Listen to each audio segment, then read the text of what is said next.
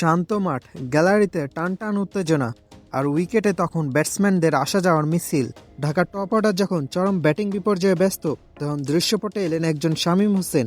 ৪৩ বলে ৮১ রান, ৯টা চার আর ৩টে দানবীয় ছক্কা, ১৮৮ স্ট্রাইক রেটে এই ইনিংস দিয়ে শামীম আজ আবারও বুঝিয়ে দিলেন কেন দল থেকে বাদ পড়লে অধিনায়ক লিটন তাকে নিয়ে আক্ষেপ করেন। ঢাকার সমর্থকদের জন্য রাতটা ছিল একই সাথে আনন্দের আর চরম আক্ষেপের। আক্ষেপটা কোথায় জানেন? যখন ইনিংসের গতি বাড়ানোর কথা, তখন ঢাকা ৫ উইকেট হারিয়ে ধুঁকছে।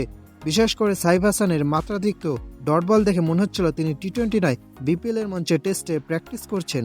ওদিকে শামীম যখন উইকেটে এলেন তখন ম্যাচ প্রায় হাতের বাইরে, কিন্তু শামীমের জেদ আজ অন্য পর্যায়ে ছিল।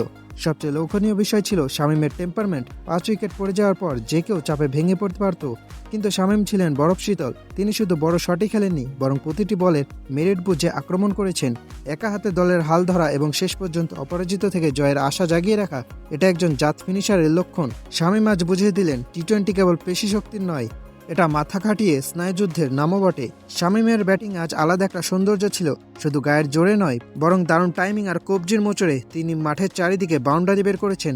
আধুনিক টি-20-তে যেভাবে গ্যাপ খুঁজে বের করতে হয়, শামীম যেন আজ তার কোচিং ক্লাস নিলেন। তার এই পরিণত ব্যাটিং দেখে ধারাভাষ্যকাররাও মুগ্ধ।